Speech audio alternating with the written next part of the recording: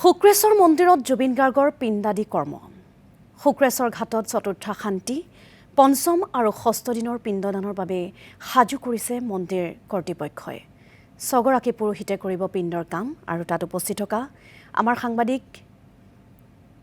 পুলক মহন্তৰ কাষলৈ আমি আপোনালোকক লৈ গৈছো পুলক মহন্ত কালি দেখিবলৈ পোৱা গ'ল পঞ্চভূতত বিলীন হ'ল জুবিন গাৰ্গৰ পাৰ্থিব শৰীৰ আসলতে অবিশ্বাস্য অতি কষ্টকৰ কবলৈ কোনেও বিশ্বাস কৰিব নোৱাৰা এক ঘটনা অতি অসহ্যকৰ হৈ পৰিছে দৃশ্যসমূহ চোৱাৰ আৰু আজি অৱশেষত শুক্ৰেশ্বৰ মন্দিৰত জুবিন গাৰ্গৰ পিণ্ডাদি কৰ্ম আপুনি তাত উপস্থিত আছে যদিও চাবলৈ কঠিন হৈ পৰিছে দৃশ্যসমূহ তথাপিও আপোনাৰ কাষলৈ গৈছো পুলক নিশ্চয়কৈ ঋতুমণি যিহেতুকে পিণ্ড কৰ্মৰ বাবে পৰিয়ালৰ লোক আহি ইয়াত উপস্থিত হৈছে আৰু কিছু মুহূৰ্তৰ পূৰ্বে যিসমূহ পৰম্পৰাগত ৰীতি নীতি সেইখিনিৰে পিণ্ড কৰ্ম ইতিমধ্যে আগবঢ়াই থকা হৈছে আপুনি উল্লেখ কৰিছে ছগৰাকীকৈ পণ্ডিত পুৰোহিত আছে যিসকলে সেই পিণ্ড কৰ্ম ইতিমধ্যে আগবঢ়াইছে কেইবাগৰাকীও পুৰোহিত আছে তেওঁলোকৰ যিখিনি ৰীতি নীতি সেইখিনি ইতিমধ্যে মাংগলিক ৰীতি নীতি সেইসমূহ পিণ্ড কৰ্মৰ দৃশ্যাংশ দেখুৱাই আছোঁ ইতিমধ্যে পুৰোহিতে যিসমূহ মাংগলিক ৰীতি নীতি সেইসমূহে কৰ্ম আৰম্ভ কৰিছে আমাৰ সৈতে এগৰাকী পুৰোহিত আছে আমি পোনে পোনে তেওঁৰ কাষলৈ গৈছোঁ কেনেকৈ আচলতে কৰা হৈছে গোটেই কৰ্ম যিহেতুকে 19 তাৰিখে সেই দুখৰ খবৰটো আহিছিলে আৰু কালি পঞ্চভূতত বিলীন হোৱাৰ পাছত আজি সেই পিণ্ড কৰ্ম গতিকে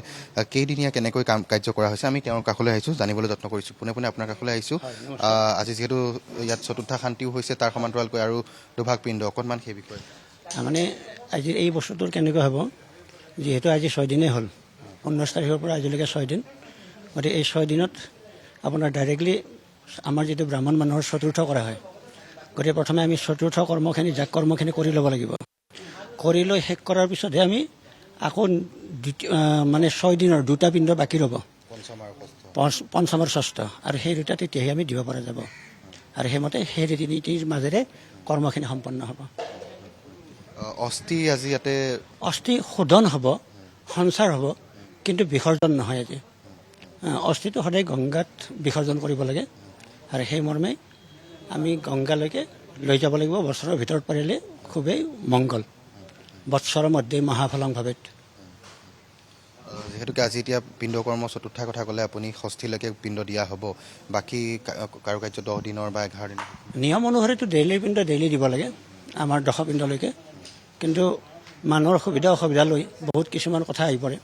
কিছুমানে ডেইলি দিয়ে আৰু কিছুমানে এদিন দুদিনৰ মূৰে মূৰেও দিয়ে নিয়ম অনুসৰি যদি বেদ অনুসৰি যদি ভাবে সদায় নিত্যপিণ্ড দিব লাগে ইয়াত আজি কেইজনকে আপোনালোকৰ পুৰোহিত ইয়াত জড়িত হৈ আছে কি আমি এতিয়া বৰ্তমানলৈকে ইয়াতে 5জন পুৰোহিত জড়িত হৈ আছোঁ 5জন পুৰোহিতৰ ধৰক 3জন সহকাৰী হিচাপে আছে 2জন পুৰোহিত হিচাপে আছে তেনেকৈ আমি চলি আছোঁ কেতিয়াবা আপুনি এনেকৈ আশা কৰিছিলে নে জুবিন গাৰ্গৰ পিণ্ড এনেকৈ ইমান সোনকালে আপুনি দিব লগা এইটো বিষয়ত ক'ব পৰা ক্ষমতা নাই ভবা নাছিলোঁ মুখৰ পৰা বাক্য ওলাই নাহে